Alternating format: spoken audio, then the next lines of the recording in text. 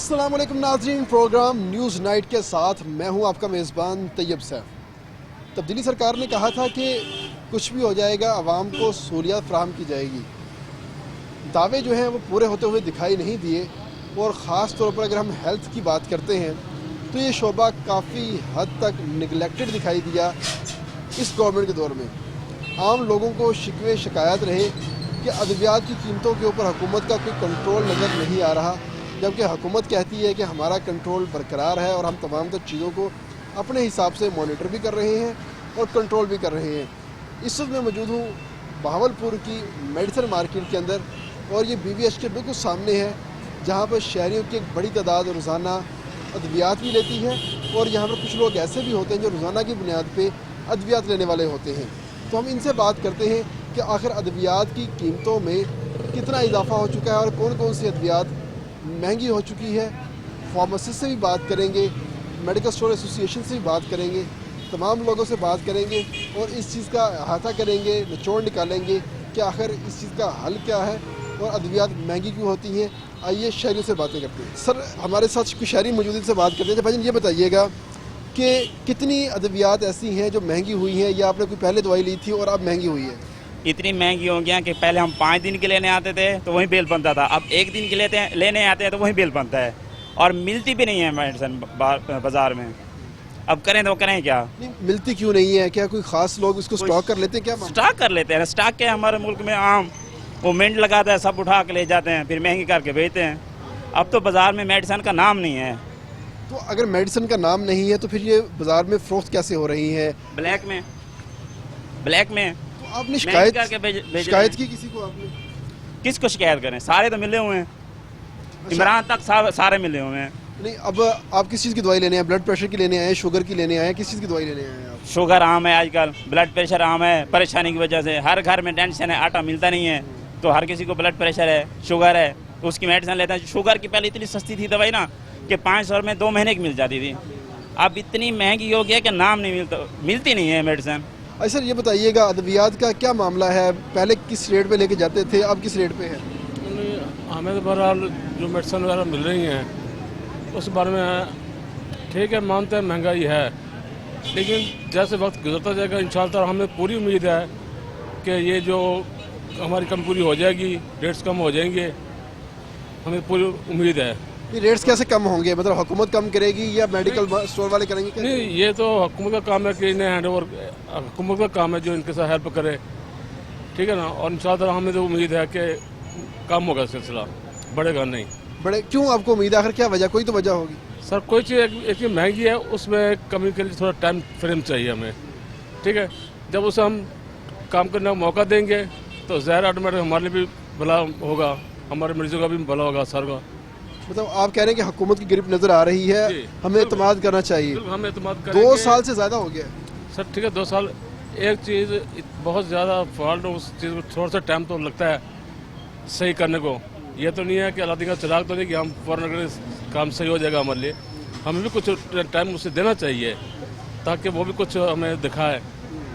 जब हम टाइम नहीं देंगे किसी चीज़ को तो हमें कोई फ़ायदा नहीं है इस चीज़। इस टाइम चले ठीक है, मान लिया दवाई आपको मिलती है, लेकिन जो महंगी मिल रही हैं दवाइयाँ आपको, उसके हिसाब से बजट को कैसे मैनेज करते हैं? सर मैनेज तो करना पड़ेगा क्योंकि हालात जो है जिस पे जा रहे हैं वो सही नहीं है। तो फिर भी हमें अल्लाह की ज़्यादा भरोसा और हुकूमत में भी है सिलसिला कि इंशाअल्लाह आगे चल के रिकवर हो जाएगा। जी, आगे तक रिकवर हो जाएगा तमाम जो सिलसिला है।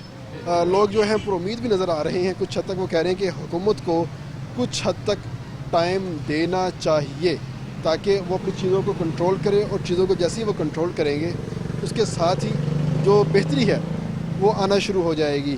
शहरियों की एक बड़ी तादाद है जो कि मेडिसिन लेने के लिए मौजूद है यहाँ पर, इनसे बात करते हैं। अच्छा ये बताइएगा, दवाइयाँ लेने आए हैं आप तो ठीक रेट पे मिल रही हैं या महंगी मिल रही है? नहीं, अभी तो हम अभी आए हैं, हम लिए तो नहीं है ना अभी जाकर में। अच्छा, तो आपने अगर पहले ली हो 1 महीना पहले, 2 महीना पहले, तो अद्वियात का क्या रेट थे और अब क्या रेट है? कोई आइडिया है आपको? कुछ आइडिया नहीं है इस बारे में मुझे। कुछ आइडिया नहीं है इस हवाले से। एक और दोस्त हमारे साथ मौजूद है। अच्छा भाईजान, ये बताइएगा कि अद्वियात के रेट क्या चल रहे हैं? अगर हम बात करते हैं ब्लड प्रेशर की, शुगर की, आम अद्वियात है महंगी? पहले से महंगाई ज़्यादा है। इतनी महंगी हो गई है? पहले जैसे इंसुलिन मिलती थी 600 की, अब 900 1000 की हो गई। ऐसे 1000 की हो गई है। और बाकी कौन कौन सी दवाई जो है आप आम रूटीन में लेते होंगे, ये बच्चों की अद्वियात वगैरह हैं, उसके बारे में बताएं। मतलब काफ़ी दवाइयाँ हैं, सिरप वगैरह हैं, महंगे हो गए हैं काफ़ी, हर चीज़ महंगी है। क्या मुतालबा करते हैं आप हुकूमत से कि अद्वियात के यही रेट बरकरार रहें या कम कर दें? मैं कम करना चाहिए। अब रेट कम, बेचारा कहाँ जाएगा? गरीब बेचारा कहाँ जाए। तो क्या काम करते हैं आप? मैं टीचर हूँ। टीचर हैं, तो कैसे मैनेज करते हैं? अब महंगी अद्वियात भी हैं, बाकी मामला भी हैं, बड़े मुश्किल से, मतलब मैं जॉब भी है फिर भी बड़ा मुश्किल हो जाता है। फिर भी मुश्किल होती है जी। सर आप बताइएगा, अद्वियात लेके आए हुए हैं आप, तो कैसी रही है अद्वियात? हेपेटाइटिस सी की अद्वियात लेके आया हूँ। सस्ती हैं? बहुत महंगी है। ब्लड प्रेशर है, उसकी गोलियाँ पहले मिलती थी 60 रुपए की, अब 108 रुपए की है एक पत्ता। इतना फर्क है। इतना मतलब डबल बढ़ गई हाँ, है। डबल बढ़ गई रेट। क्या काम करते हैं इतने? कैसे मैं दवाइयाँ- टीचर हूँ जी। आप भी टीचर जी, हैं? हाई स्कूल रंग कैसे कैसे मैनेज करते हैं अब इतनी महंगी दवाइयाँ? बस वही है, बच्चा बड़ा है मेरा माशाल्लाह, उसकी जॉब पे गुजारा हो जाता है। मतलब कंबाइंड फैमिली सिस्टम है आपका? हाँ जी जी, लोग इस तरह मिलजुल के सारा काम कर रहे हैं। शहरी और भी हैं जो अद्वियात लेने आए हुए हैं। भाईजान कौन सी दवाई लेने आए हुए हैं और क्या रेट मिल रहा है दवाइयों का? मैं ये किडनी की दवाई लेने आया हुआ था और रेट बहुत हाई हो गए हैं। पहले जो हम लेते थे, फॉर एग्जांपल जैसे हम पहले अगर कोई चीज़ 1500 की लेते थे, अब वो हमें 2300-2400 की मिल रही है। और इस तरह टेस्ट वगैरह भी बहुत महंगे हो गए हैं, तो बहुत परेशानियों का सामना है। बहुत कहाँ से आए हैं आप? हम नौशहरा जदीद। नौशहरा जदीद से आए हैं। तो क्या काम करते हैं आप? मैं एक राइडर हूँ। अच्छा, राइडर हैं आप। तो कैसे मैनेज करते हैं इतनी महंगी अद्वियात आप? बस दिन रात काम करते हैं, तो फिर भी जाके फिर और भाई भी हैं, वो भी मेहनत मजदूरी करते किसके लिए इतनी महंगी दवाई लेते हैं आप? हैं। ये वालिद साहब के लिए। वालिद साहब के लिए लेते हैं। क्या हुआ है उनको? उनके यही बिल्कुल किडनी ख़त्म है उनकी। किडनी ख़त्म है। तो ये जो आप 2300 की अद्वियात लेते हैं, ये हर हफ्ते लेते हैं, हर महीने लेते हैं? ये तकरीबन 11-12 दिन की ले जाते हैं फिर। मतलब 11 दिन की दवाई जो है वो 2300 की मिलती है। जी जी। तो क्या मुतालबा करते हैं आप कि अद्वियात के रेट ये ठीक है या कम होने चाहिए? नहीं, ये तो बहुत हाई रेट हैं। हम हर किसी का यही मुतालबा होगा कि रेट कम होने चाहिए। हर किसी का यही मुतालबा है कि रेट कम होने चाहिए। ये सिचुएशन यहाँ पर हर बंदे की हमें दिखाई दे रही है, किसी सिर्फ एक बंदे की बात नहीं कर रहे हैं हम। तमाम लोग शदीद मुश्किलात का शिकार हैं, परेशान हैं, और मुतालबा यही है उनका कि हुकूमत का कंट्रोल अगर कहीं से नज़र आ जाए तो उनकी जो चीज़ें हैं वो कुछ हद तक आसान हो सकती हैं। एक और शहरी हमारे साथ मौजूद है। भाईजान ये बताइएगा कि अद्वियात के रेट बढ़ गए हैं, तो कौन सी दवाई लेने आए हुए हैं और कौन सी दवाई यहाँ पर आपको महंगी मिल रही है? मैं तो अभी पहली बार आया हूँ, अभी समझो जिगर की दवाई लेने आया हूँ। अभी पर्ची अभी दी है, पता नहीं है महंगी है या सस्ती है, पूरा मालूमात नहीं है। पूरी मालूम जिगर की जब दवाई मिलेगी तो फिर बताएंगे। आया मैं अहमदपुर से हूँ, आज पहली बार लेने आया हूँ। पहली बार आए यहाँ पहली पर? बार आया क्योंकि अहमदपुर में सस्ती मिलती है दवाइयाँ? नहीं, दवाई महंगी है। दवाई महंगी मिलती जी है? जी, पहले से महंगी है। कौन कौन सी दवाई महंगी हुई है? शुगर की हुई है, ब्लड प्रेशर की हुई है, टेटनस की हुई है, जिगर की हुई है, कौन कौन सी महंगी? नहीं, जो जैसे बीमारी शुगर की है, यरकान की है, ऐसे ऐसे मोटी मोटी जो बीमारियाँ, मेन बीमारियाँ, उसकी दवाई महंगी हुई है। बाकी बुखार की है तो वही है रेट है। रूटीन के हिसाब से चल रही है मतलब ये वाली। दवाई की दवाई बुखार वगैरह की जो दवाइयाँ हैं वो हाँ, सस्ती हैं? वो सही है, वो सही है। जो ज़्यादा अहम बीमारी है ना, उसकी दवाई जो है महंगी है। बाकी जो है ना कम बीमारी वाली दवाई सही है, वो महंगी नहीं है। तो आप ये अस्पताल से आए हैं? जी जी, अस्पताल तो अस्पताल वालों ने वहाँ पर दवाई क्यों नहीं दी आपको? दी है थोड़ी दी है। ये 2 पत्ते, एक सुबह निरियान कैप्सूल है और एक टाइम एक गोली है, एक सिरप है। मतलब कुछ उन्होंने दे दी, बाकी कहा बाहर से लेके बाकी आए? इमरजेंसी तक गया, उधर तवज्जो नहीं किया उन्होंने। इमरजेंसी से एक्सरा भी करवाया और अल्ट्रासाउंड भी करवाया। उन्होंने बोला भाई पित्ते में पत्थर हैं और यह जिगर सुंगड़ा हुआ है, उसकी वजह से दवाई लग की दिया इमरजेंसी वालों ने। अभी इसी बावलपुर से जो है ना, अभी वो पर्ची दी है, पहली बार ले रहा हूँ, और वो भी बावलपुर से। पता नहीं सस्ती है या महंगी है, वो बाद में पता चलेगा। पता नहीं है किसी हवाले से जो चीज़ें महंगी चल रही है। दुआ करते हैं जी आपको सस्ती दवाई मिले यहाँ पर। भाई बात सुनिएगा ज़रा, आप बताएं कि अद्वियात किस रेट पे आपको मिल रही हैं और क्या हिसाब किताब है? ये सही मिल रही है। सही मिलती है आपको? क्या काम करते हैं आप? हम खेती बाड़ी होता हूँ। खेती बाड़ी करते हैं, मतलब अफोर्ड कर लेते हैं दवाइयाँ वगैरह आपने? नहीं अफोर्ड नहीं होती आपसे? नहीं, तो किस चीज़ की दवाई लेने आए हैं आप यहाँ पर? मैं इधर दिल की मरीज है मेरा, मैं उसकी दवाई लेने आया। दिल की दवाई लेने आए हैं। तो पहली दफ़ा दवाई लेने आए हैं आप? हाँ, पहली दफ़ा लेने। पहली दफ़ा दवाई लेने आए हैं। अच्छा सर जी, आप बताएं कि अद्वियात के रेट बढ़ गए हैं, तो क्या कहेंगे आप हुकूमत को इस वाले से? मेहरबानी से अद्वियात के रेट कम करें, गरीब लोग हैं, दवाई नहीं ले जाती, और दवाई शार्ट भी हैं। कौन कौन सी दवाई शार्ट है? ये तो नहीं मिल, डॉक्टर कहते हैं 90% शार्ट है। अस्पताल के अंदर शार्ट है ना? मेडिकल स्टोर पे शार्ट है, मेडिकल स्टोर में भी शार्ट है? सांस के नहीं मिल रहे हमें। दमे के मारे मुझे दवाई वेंटिलेटर नहीं मिली, साल भर गोलियाँ खा तो वो नहीं मिली। मतलब पहले कितने की मिलती दवाई अब कितने की मिलती है? तकरीबन एक था रेट ज़्यादा बढ़ गया है। अच्छा, 10 वाली 15 में, 10 वाली 15 में मिल रही है। हमारे साथ एक और शहरी मौजूद है। अच्छा भाईजान, ये बताइएगा कौन कौन सी दवाइयाँ नहीं मिल रही है आपको और कौन कौन सी महंगी मिल रही हैं?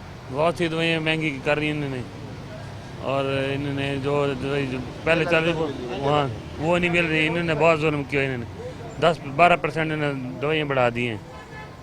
मतलब कि हुकूमत तो कह रही है हम तो सस्ती दे रहे हैं। नहीं दे रही है, बिल्कुल नहीं दे रहे। बिल्कुल नहीं दे रहे। अच्छा भाईजान, आपको दवाइयाँ सस्ती मिली या नहीं मिली? हमको ये दवाई सस्ती नहीं मिलती। कितनी महंगी हुई है दवाइयाँ? ये रोजाना महंगी होती है। इमरान खान बहुत महंगाई करता है। इमरान खान ने हर कुछ, घी भी महंगा हो गया, चीनी भी महंगा हो गया, आटा भी महंगा हो गया, पेट्रोल भी महंगा हो गया, हर कुछ दवाई भी महंगे कर लिया इसने। लोगों की मुश्किलात आप देख रहे हैं यहाँ पर, तमाम लोग काफ़ी मुश्किलात का शिकार हैं और यही बात करते हुए दिखाई देते हैं कि अद्वियात के ऊपर कोई कंट्रोल होना चाहिए ताकि लोगों को ख़ास तौर पर हर चीज़ पे कंप्रोमाइज़ कर लेते हैं, रोटी पे कंप्रोमाइज़ कर लेते हैं, अच्छे कपड़ों पे कंप्रोमाइज़ कर लेते हैं, लेकिन दवाई के ऊपर कंप्रोमाइज़ नहीं होता। वो उनको लेनी ही पड़ती है, वो बेचारों को मजबूरी में लेनी पड़े या हंसी खुशी लेनी पड़े, वो उनको लेनी ही पड़ती है। तो मुतालबा किया है कि हुकूमत इस हवाले से तो कोई सब्सिडी फ्राहम करे या जो फार्मास्यूटिकल कंपनीज़ हैं उनके ऊपर कोई चेक एंड बैलेंस रखे कि वो अद्वियात की कीमतें जो हैं वो ऑटोमेटिक ना बढ़ सके, एक सिस्टमेटिक वे के हिसाब से आएँ ताकि हर बंदा अद्वियात अफोर्ड भी कर सके और ख़रीद भी सके। यहाँ पर लेते हैं ब्रेक के बाद वापस आते हैं और बात करेंगे मेडिकल स्टोर मालकान से और कुछ और शहरियों से कि आखिर वो चाहते क्या हैं, क्या वजह है कि अद्वियात महंगी हो जाती है और कौन कौन सी अद्वियात शॉर्ट हैं। यहाँ पर लेते हैं ब्रेक के बाद वापस आते हैं और मज़ीद जानते हैं।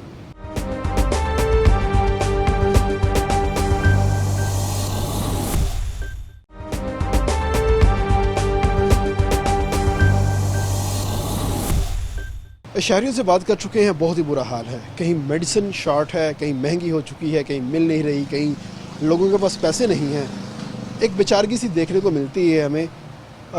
कुछ इल्ज़ाम देते हैं हस्पताल इंतज़ामिया को, कुछ इल्ज़ाम देते हैं मेडिकल स्टोर मालकान को कि वो ज़ख़ीरा अंदोज़ी कर रहे हैं, उनके पास अद्वियात हैं वो देते नहीं हैं, ब्लैक पे फ़रोख्त कर रहे हैं।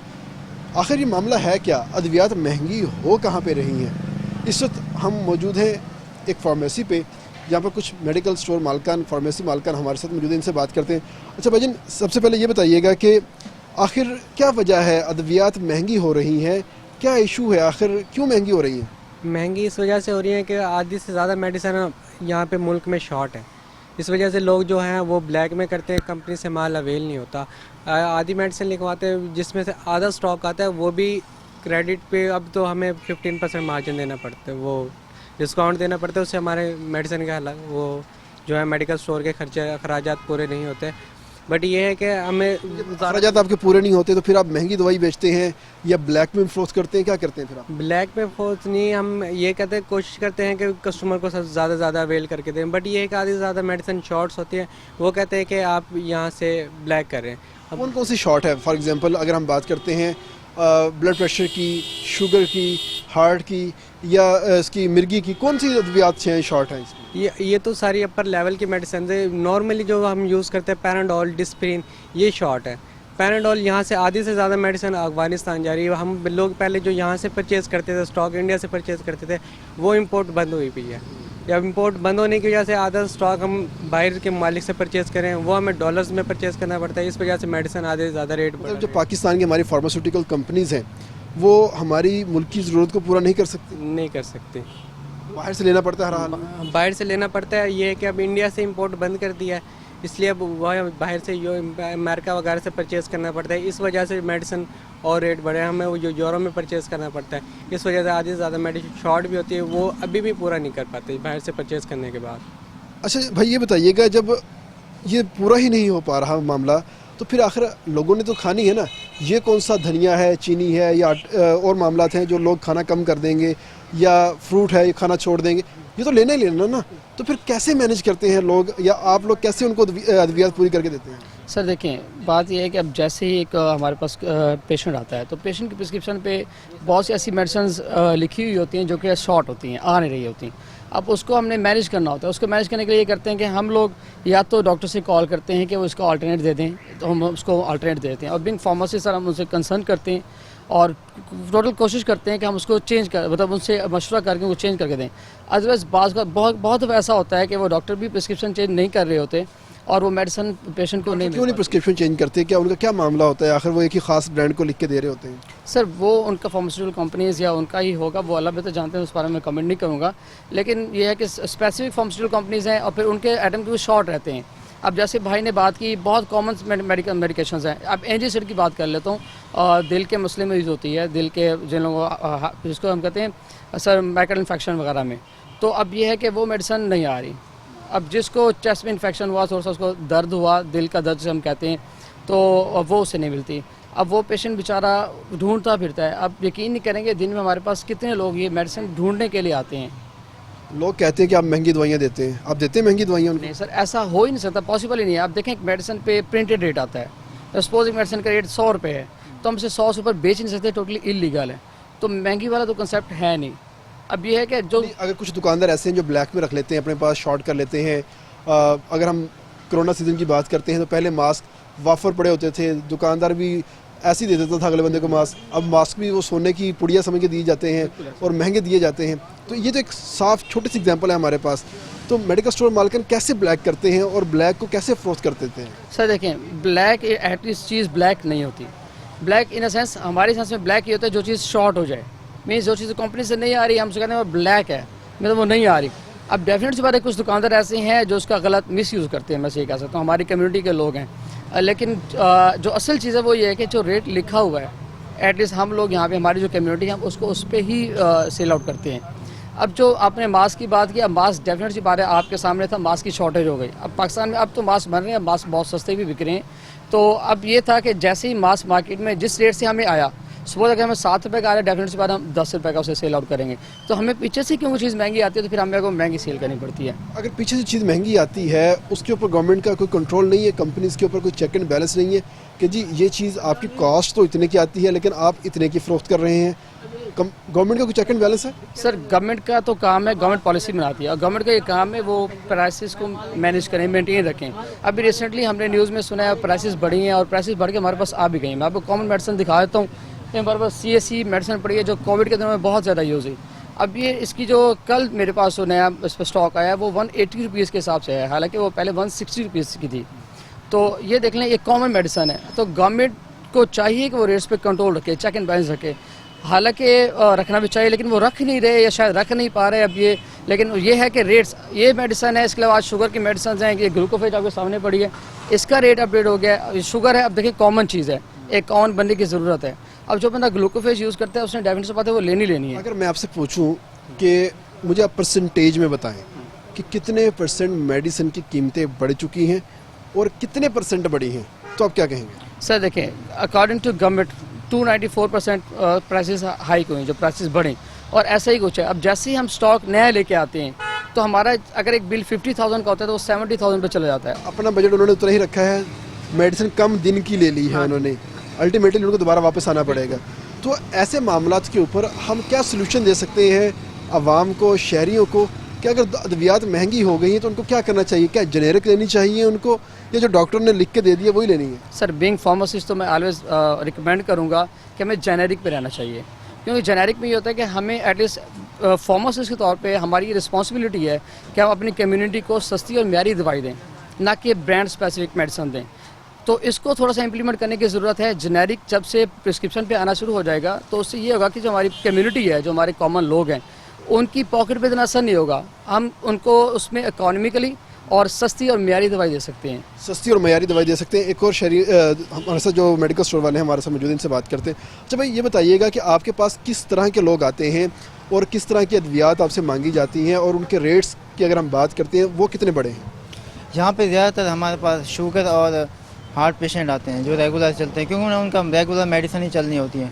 उनके रेट जो हैं थोड़ा मेडिसिन के बढ़ चुके हैं, सही है। और ख़ास तौर पे जैसे हमारे CSE वगैरह है, एमरजेंसी मेडिसिन की अगर हम बात करते हैं, ये तो आपने उन मेडिसिन की बात कर दी जो लंबे अरसे तक चलती हैं। एमरजेंसी मेडिसिन की अगर बात करते हैं, जान बचाने वाली अद्वियात, खुदा न खासा हादसा हो गया तो लोगों को जो इंजेक्शन लगने हैं, जो उनको बैंडेज चाहिए, जो गाज चाहिए, उनके रेट में क्या बताइए थोड़ा सा। उनके रेट भी बढ़े हैं सबके, कॉटन में सर्जिकल आइटम के बढ़े हैं। आप एमरजेंसी मेडिसिन जिसका एंजीसाइड बताइए भाई ने पहले, उनके रेट वो तो मिल नहीं रही, शॉर्ट है।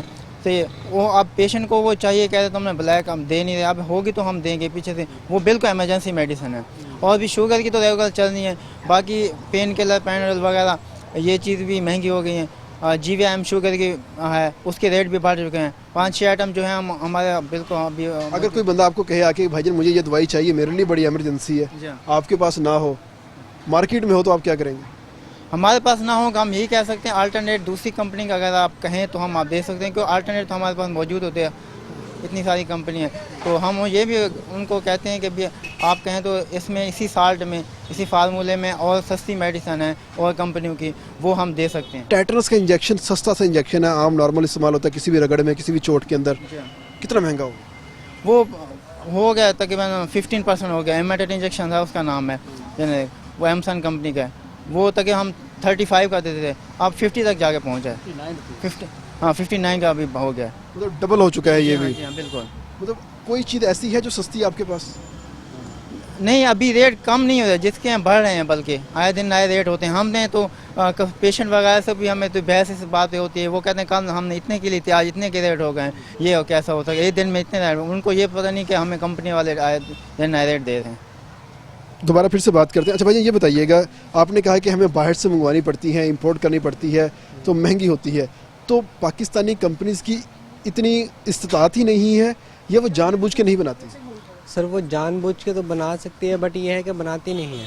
मसला ये है कि हमारे पास इतना वो नहीं है टैलेंट वगैरह, जिस तरह होता है कि मेडिसिन अवेल करें, वो चाहती है कि हम सिर्फ बाहर से ही अवेल करें ज़्यादा से ज़्यादा। नहीं, इसमें गवर्नमेंट का कोई इसमें कोई कमीशन होता है या ड्रैप इसके अंदर कोई इंटरेस्ट लेती है? क्या मामला होता है कि वो बाहर से मंगवाते हैं? बाहर से मंगवाने की वजह यह है कि हमारे यहाँ पे इतनी ज़्यादा फैसिलिटीज़ नहीं है, यहाँ पे खुद इंपोर्ट बना सकते हैं मगर बनाते नहीं हैं। लेकिन जो हमारी कंपनी ISO सर्टिफाइड है, वो कहते हैं कि हम इंटरनेशनल मयार की चीज़ें बनाते हैं, हम ड्रैप से अपने आप को रजिस्टर्ड करवाते हैं, चीज़ें हमारी टेस्ट होके आती हैं, ड्रग टेस्टिंग लेबॉर्ट्रीज हमारी बन गई हैं, उसके बावजूद ये मामला चल रहे हैं। जी ये मामला चल रहे हैं। इसके अलावा भी बहुत सारे कंपनीज कहती हैं हम ये चीज़ें बना रही हैं, मगर इसके अलावा भी सैंपल्स फेल होते हैं।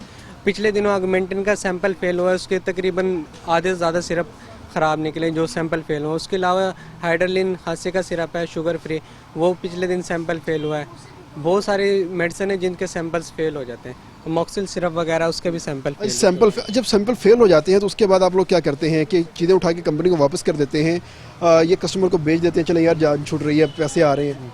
सर एटलीस्ट रिस्पॉन्सिबल मैं अपने आप को शॉपकीपर के तौर पे कहूँ तो हमारा बिजनेस के तौर पे तो हम डेफिनेट सी बात है उस चीज़ को हम वहाँ से उठा के कंपनी को रिटर्न आउट करते हैं, क्योंकि ये कंपनी भी हमें और अटेंशन कॉल आ जाती है फ़ौरन से, ड्रैप से आती है या हमारी जो हेल्थ एसोसिएशन है वहाँ से फ़ौरन से हमें कॉल आ जाती है कि ये मेडिकल रिकॉल आ गई है, इसमें सब स्टैंडर्ड है या इसमें सब्स्टिट्यूशन पाई गई है, तो हम उसको फ़ौरन से रिटर्न आउट करा देते हैं और कंपनी उसको वापस ले लेती है फ़ौरन से। कंपनी वापस ले लेती है। काफ़ी चीज़ों के हवाले से कॉम्प्लेक्सिटी हमारे पास पाई जाती है कि चीज़ें आखिर किस तरह बेहतर हो सकती हैं, हमारी जो कंपनीज़ हैं कैसे अच्छी अद्वियात बना सकती हैं, हमें बाहर से इंपोर्ट ना करना पड़े, जो हमारा कीमती ज़र मुबादला है वो अद्वियात की मद में बाहर ना जा सके, और जो सबसे अहम चीज़ है कि आखिर हमारी पॉलिसी के अंदर कहाँ कमी आ रही है कि जो हम इन तमाम चीज़ों को कंट्रोल नहीं कर पा रहे। और सबसे जो एक और अहम बात आ जाती है वो हमारी अखलाकियात क्या कहती हैं हमें, कि हम मॉरली इतने गिर चुके हैं कि हम लोगों की जो जान बचाने वाली अद्वियात हैं हम उनके ऊपर भी स्टॉक करते हैं, ब्लैक करते हैं और लोगों को महंगे दामों बेचते हैं, उनकी मजबूरी का फ़ायदा उठाते हैं। ये तमाम तर चीज़ें हैं जिनके ऊपर काम होना अभी बहुत सा बाकी है। गवर्नमेंट को भी इसके ऊपर काम करना पड़ेगा, लेकिन हमें एज ए इंडिविजुअल भी इसके ऊपर काम करना पड़ेगा, ताकि वो लोग जो मजबूरी के अंदर आते हैं अद्वियात लेने के लिए उनकी मजबूरी का फ़ायदा ना उठाया जाए, बल्कि उनको सही टाइम पर सही दवा देनी चाहिए। और साथ ही डॉक्टर साहिबान जो है वो जेनेरिक दवा लिखना शुरू कर दें, ना कि ब्रांडिंग। यहाँ पर लेते हैं ब्रेक, ब्रेक के बाद वापस आएंगे, फार्मासिस्ट से बात करते हैं कि आखिर जेनेरिक और ब्रांडिंग मेडिसिन में क्या फ़र्क है।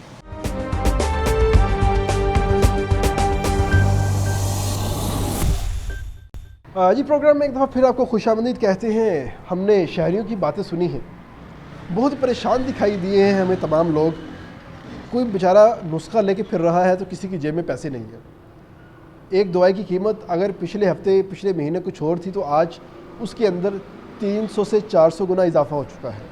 ये तमाम अद्वियात वो वाली हैं जो कि बेसिक अद्वियात कहलाती हैं, कोई हाई फाई कोई अमीरों वाली अद्वियात नहीं है, गरीबों की अद्वियात है तमाम की तमाम।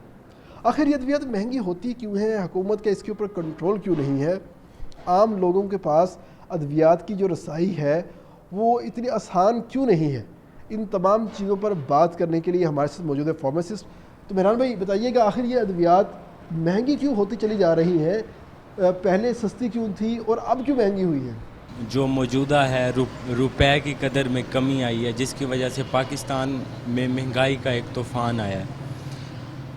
जिस तरह हर चीज़ महंगी हुई है, दवाइयाँ भी महंगी हुई हैं, लेकिन ये जो इशू है ये प्रोविंशियल नहीं है, ये फेडरल है। सेक्शन 12 जो है वो हमारा कहता है कि जितनी भी दवाइयाँ जो है वो जो प्राइस जो है वो फेडरल बढ़ाएगा।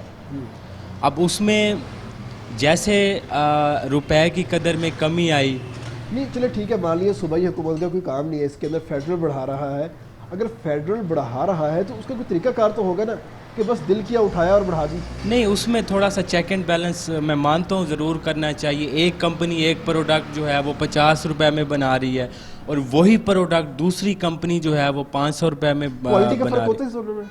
नहीं, सारी ही मेरे ख्याल से, मतलब मुझे भी 3 साल जो है वो काम करते हुए हो गए हैं, मेरे ख्याल से तमाम जो प्रोडक्ट हैं वो एक स्टैंडर्ड जो है वो क्लियर करके आती हैं और उसके बाद ही मार्केट में लॉन्च होती हैं। तो अगर ये ऐसा होता है, उसका स्टैंडर्ड ठीक होता है, कीमतों में अच्छा खासा फ़र्क है, तो गवर्नमेंट इसके ऊपर चेक एंड बैलेंस क्यों नहीं करती? आखिर एक दवाई सस्ती बिक रही है और वही दवाई 500 की बिक रही है, तो पूछना तो चाहिए ना जाके कि भाई क्यों, ये क्यों हो रहा है? ऑफ कोर्स पूछना चाहिए, लेकिन इसका एक हमारे पास अल्टरनेटिव हल भी मौजूद है कि आप जेनेरिक जो मेडिसन है वो उसको इंट्रोड्यूस कराएं, उस सिस्टम को इंट्रोड्यूस कराएं, ब्रांडिंग को जो है हम लोग जो है वो स्टॉप करें।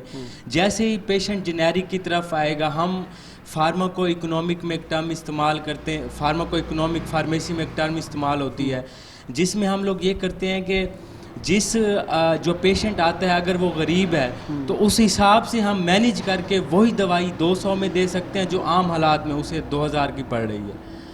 आखिर 2000 वाली आती ही क्यों है मार्केट? ये गवर्नमेंट को रोकना चाहिए। मेरे ख्याल से गवर्नमेंट को जो है ना इस पे चेक एंड बैलेंस ज़रूर रखना चाहिए। क्यों आती है? तमाम जो है जो एक ही जेनेरिक है, एक ही सारे एक्सपिएंट हैं, एक ही मेडिसिन है, तो उसकी जो प्राइस है वो गवर्नमेंट को फिक्स ज़रूर करनी चाहिए। मैडम चिश्ती हमारे साथ मौजूद है, इनसे बात करते हैं। अच्छा मैडम ये बताइएगा कि आप लोग मेडिसिन की फील्ड से वाबस्ता हैं, अद्वियात बनाने वालों में आपका शुमार होता है, तो आपको कहीं लगता है कि ये जो 50 रुपये वाली दवाई है ये कहीं इसके अंदर जो स्टैंडर्ड्स हैं उनको फॉलो नहीं किया गया, क्वालिटी को ज़रा हल्का रखा गया है, और ये जो 5000 वाली दवाई है या 500 वाली दवाई ज़रा अच्छी है, ये सिर्फ और सिर्फ दिमाग को सुकून देने की एक बात है या वाकई ये मामला होते हैं? सर ये टोटल जो है ना साइकोलॉजिकल गेम है। एक बड़ा ब्रांड होगा जिसका नाम बड़ा है, जो एक यूनिवर्सल इंटरनेशनल ब्रांड है, वो अपनी दवाई को 500 रुपये, वो अपने आप को डीवैल्यू क्यों करेगा अपनी दवाई को 50 रुपये में बेच के? उसके मुकाबले एक स्ट्राइविंग ब्रांड है, एक नेशनल है, वो उसको 50 रुपये में। हमने जो इंश्योर करवाना है, फार्मासिस्ट का फार्मेसी पे होना ज़रूरी क्यों है? ज़रूरी इसलिए है कि हम फार्माको इकोनॉमिक्स को इंश्योर करवा सकते हैं।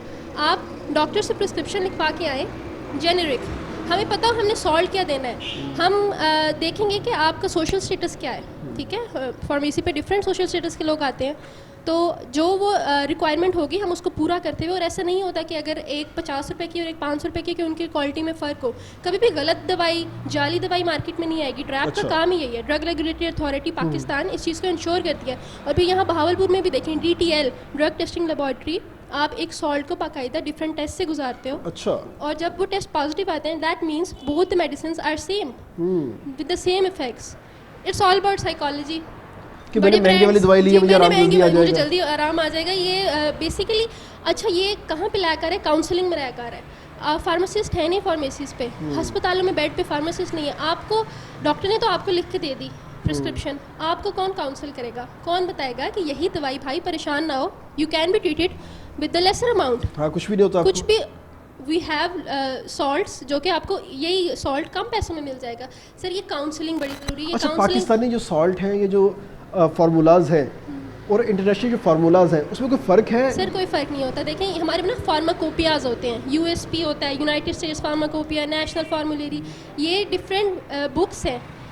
इनमें सॉल्ट्स लिखे होते हैं। ऐसा नहीं हो सकता कि आप अगर एस्पिरिन बनाने लगे हो तो एस्पिरिन आप किसी और तरह से बना लो, नहीं, आप एक फार्माकोपिया, आप कोई इजाफा उठा लें, मैं एक लोकल ब्रांड के नाम ले रही हूँ, या आप GSK उठा लें, अगर आप देखें तो वो सेम उन्होंने लिखा होता है कि ये USP यूनाइटेड स्टेट्स फार्माकोपिया के मुताबिक। कुछ लोगों के बारे में मशहूर है कि वो तो डिस्प्रिन भी, ये स्प्रिन जो है वो पाकिस्तान से नहीं लेते बल्कि अमेरिका से मंगवाते हैं, वो कहते हैं कि वो वाली अच्छी है। साइकोलॉजिकल इश्यूज है, बिल्कुल। ये इस चीज़ में कोई सच्चाई नहीं है, इस चीज़ में कोई सच्चाई नहीं है। मेरा सब कुछ कहना चाहेंगे इसमें क्या मामला है? यार अब तो हमारी माशाल्लाह कुछ लैब जो है वो ISO सर्टिफाइड भी होने लगी हैं, जिस पे जितनी भी प्रोडक्ट इस टाइम मार्केट में आ रही हैं, जिस पे जो लिखा हुआ है कि ड्रैप इनलिस्टमेंट का लिखा हुआ है, इसका मतलब है कि वो क्वालिटी टेस्ट पास करके आए हैं। अच्छा। चाहे वो नेशनल कंपनी का है, चाहे वो मल्टी नेशनल कंपनी का है, जब एक प्रोडक्ट क्वालिटी टेस्ट पास करके आई है तो वो ख़राब कैसे हो सकती है?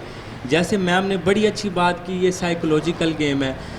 मेरे भी कुछ कलीग हैं, मेरे जो दोस्त हैं, बल्कि पढ़े लिखे दोस्त हैं, वो कहते हैं कि सऊदीया से हमने पैनाडोल ली, वो ज़्यादा इफेक्टिव थी एज कम्पेयर टू। हालांकि इसमें जस्ट एक माइंड गेम और कुछ माइंड गेम है। इसमें जब एक्सपीरियंस लिखे हुए हैं, सारा कुछ लिखा हुआ है, क्वालिटी टेस्ट।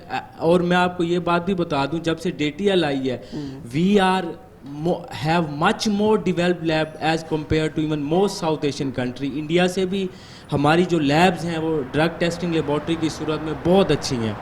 तो इसमें जो प्रोडक्ट जो अब मार्केट में आ रही हैं तो वो क्वालिटी टेस्ट पास करके आ रही हैं। अच्छा, मेरा एक क्वेश्चन है, आप तो खैर फार्मासिस्ट हैं, आप तो इस चीज़ को देखते होंगे, लेकिन मैंने आज तक किसी भी दवाई के अंदर से वो जो पर्चा निकलता है ना, मैंने आज तक नहीं पढ़ा। और मेरे ख्याल से पढ़ना भी नहीं चाहिए। क्यों? वो क्योंकि उसमें इस पे भी रिसर्च हो रही है, क्योंकि उसमें जहाँ उसके आउटकम्स लिखे होते हैं, जहाँ ट्रीटमेंट प्रोटोकॉल लिखा होता है, तो वहाँ पर एडवर्स इफेक्ट भी लिखे होते हैं।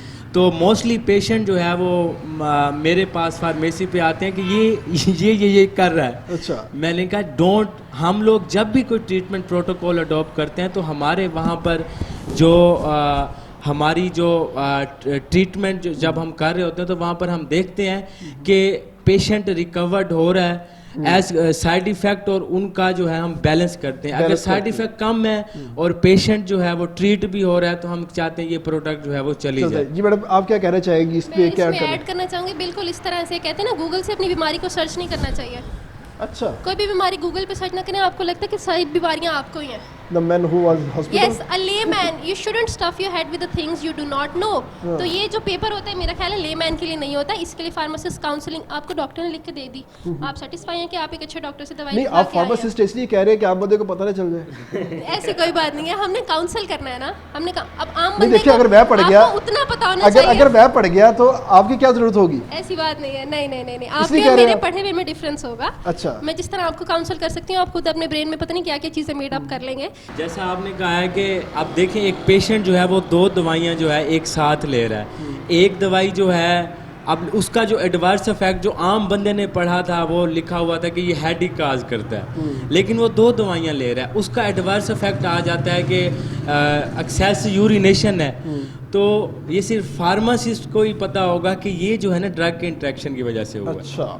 सो वो जो आप परसेप्ट कर रहे होंगे कि इसने मतलब परसेप्शन टोटल डिफरेंट बन जाएगी। हाँ। और हमें वो मेडिसिन हार्मफुल लगेगी एक हिसाब से, और हम कहेंगे ये हमें नहीं लेनी चाहिए। जी, वो टेक्निकलिटीज फार्मासिस्ट बताएगा कि इन दोनों का जो कॉम्बिनेशन है वो ये साइड इफेक्ट जो है वो काज कर रहा है। आपने पहले भी बात की है कि अगर फार्मासिस्ट होगा तो एक अच्छी मेडिसिन उसको प्रिस्क्राइब करके दे सकेगा, उसको कहेगा कि ये साल्ट अगर तुम्हें महंगा लग रहा है तो ये ले लो। तो ये कितना ज़रूरी होना चाहिए? ज़्यादातर हमारे पास अगर हम बात करते हैं तो मेल्स जाते हैं और कुछ उनका स्कोप भी होता है, लोगों से बात भी की होती है, लेकिन जो ख़वातीन होती हैं उनका तो बहुत बुरा हाल होता है। ख़ास तौर पे अगर हम मिडिल क्लास की बात करते हैं, लोअर मिडिल क्लास की बात करते हैं, देहात से आई हुई ख़वातीन की बात करते हैं, वो तो इवन दैट की जो दवाई लेती हैं जाके डॉक्टर को चेक करवा के आती हैं कि मैं ठीक दवाई लेके आई नहीं लेके आई। अगर वो साल्ट कोई और हो जाएगा, डॉक्टर कहेगा नहीं दवाई ठीक नहीं आई। तो एक फीमेल फार्मासिस्ट होना कितना ज़रूरी है एक फार्मेसी के ऊपर? सर बिल्कुल आपके सवाल में ही आपका जवाब है कि हर काउंसलिंग किसको नहीं चाहिए। आप पाकिस्तान के बेसिक हेल्थ सिस्टम देखें, डॉक्टर से शुरू और डॉक्टर पे ख़त्म हो रहा है। तो फार्मासिस्ट को इंट्रोड्यूस करवाना इसीलिए ज़रूरी है कि फार्मासिस्ट आपके साइकोलॉजी को समझते हुए अपनी स्किल्स को यूज़ करते हुए, आपका सोशल स्टेटस देखते हुए, जाहिर है वो एक 5 इयर्स की उसने प्रोफेशनल डिग्री पढ़ी है, उसने बहुत सारे अमेलगम ऑफ सब्जेक्ट्स पढ़े हैं, वो आपको सही तरह ट्रीट करे, सही तरह आपको बिठाएगा। क्लिनिकल फार्मेसी में ये होता है, आप उसके पास बैठेंगे तसल्ली से, आपका एक सेशन होगा, आपके प्रिस्क्रिप्शन का जायज़ा लिया जाएगा, फार्माकोइकोनॉमिक्स को इस्तेमाल करके दूसरी सस्ती दवाई आपको दी जाएगी और फिर आपको बताया जाएगा कि इसको इतने अरसा लेना है, जो भी होता है। इसका रीफ़िल करवाने आप हमारे पास आइएगा, आप तसल्ली रखें, हम यहाँ आपके लिए बैठे हैं। तो सर यही तो है, काउंसलिंग तो बड़ी ज़रूरी है, ये हो नहीं रही। बेसिक हेल्थ सिस्टम में लैक है, फार्मासिस्ट आएगा तो काउंसलिंग होगी तो नॉलेज आएगी। नॉलेज आएगा।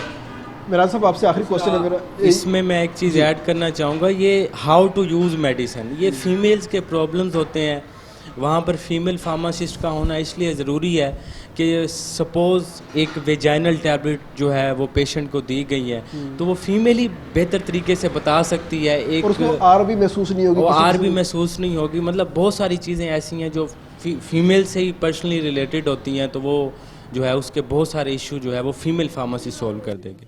जी मिराज साहब, बहुत शुक्रिया आपका, आपने हमें टाइम दिया, काफ़ी इंतज़ार किया आप लोगों ने। यहाँ पर हम अपने प्रोग्राम को इख्तिताम करते हैं। यहाँ पर जो मैसेज है आज के प्रोग्राम का वो सिंपल यही है कि जेनेरिक की तरफ जाएं।